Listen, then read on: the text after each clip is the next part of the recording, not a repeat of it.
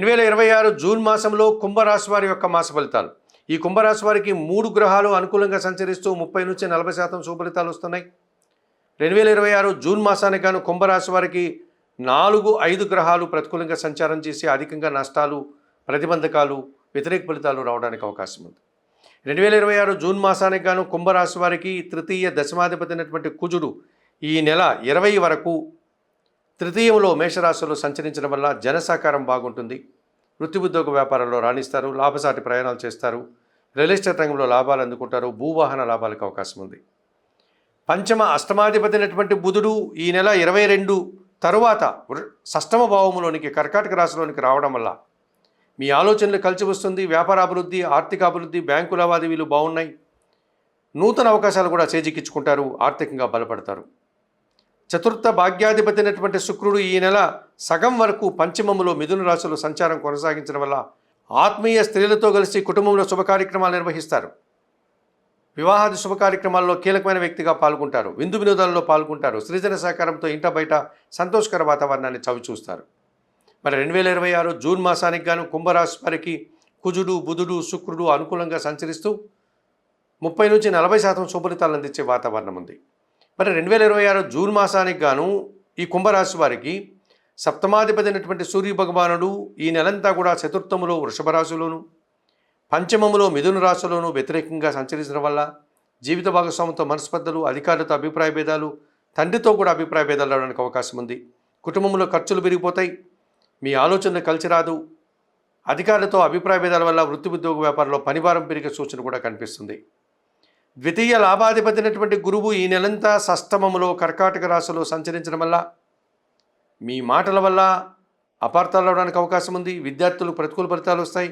రావాల్సిన ఆదాయం వాయిదా పడుతుంది. పోటీ ప్రపంచంలో వెనకడుగు వేసేటువంటి వాతావరణం ఉంది. జన్మరాశ్యాధిపతి వ్యయాధిపతి అయినటువంటి శని భగవానుడు ఈ నెలంతా ద్వితీయములో మీనరాశిలో సంచరించడం వల్ల ఏళ్ళనాటి శని దోషం కనిపిస్తుంది. మీ మాటల వల్ల అపార్థాలు, పనివారి సహకార లోపం వల్ల ఇంట బయట పనిభారము, ఒత్తిడి అధికమవుతుంది. శారీరకమైనటువంటి శ్రమ అధికమవుతుంది. పనులు కూడా వాయిదా పడడం వల్ల వ్యవసాయదారులకు ఇబ్బందులు వచ్చే వాతావరణం ఉంది. జన్మరాశిలో కుంభరాశిలో రాహు సంచారం ఉంది. దుబారా ఖర్చులు, దుబారా ఆలోచనలు, విదేశీ వ్యవహారాలు ప్రతికూలంగా ఉన్నాయి. సప్తమంలో సింహరాశిలో కేతువు సంచరించడం వల్ల ఎదుటి వ్యక్తులను మీరు సంతృప్తిపరచలేకపోతారు, వారి అంచనాలు అందుకోలేకపోతారు. జీవిత భాగస్వామి విషయంలో కానీ, వ్యాపార భాగస్వాముల విషయంలో కానీ, జనాలతో కానీ ఇబ్బందికర పరిస్థితి ఎదురవుతుంది. ఆ విషయంలో మీరు నిరాశ, అశాంతిని ఎదుర్కోవాల్సి ఉంటుంది.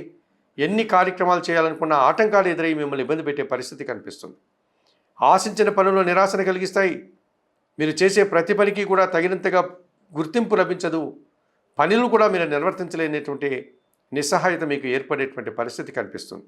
మరి 2026 జూన్ మాసానికి గాను ఈ కుంభరాశి వారికి రవి, గురువు, శని, రాహు, కేతువుల 5 గ్రహాలు ప్రతికూలంగా సంచరిస్తూ 60 నుంచి 70% ప్రతికూల ఫలితాలు ఇచ్చేటువంటి వాతావరణం కనిపిస్తుంది. 2026 జూన్ మాసానికి గాను ఈ కుంభరాశి వారు తప్పనిసరిగా సప్తమ కేతు దోషం నుంచి బయటపడడానికి, జన్మరాశులు రాహు దోషం నుంచి బయటపడడానికి శ్రీకాళహస్తీశ్వర ఆలయానికి వెళ్ళి రాహుకేతు పూజలు నిర్వర్తించండి.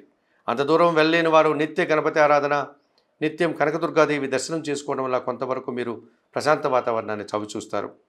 ద్వితీయంలో శని దోషం ఉంది. శనేశ్వర దర్శనం చేసుకోండి, లేకపోతే శనివారం రోజు ఈశ్వరుడికి పాలాభిషేకం నిర్వర్తించండి. షష్టములో గురువు సంచరిస్తున్నాడు. రాఘవేంద్ర స్వామి దర్శనం, రాఘవేంద్ర స్వామి స్తోత్ర పారాయణం, పసుపు వర్ణపు అరటి పనులను స్వామివారికి నైవేద్య సమర్పణ చేయండి.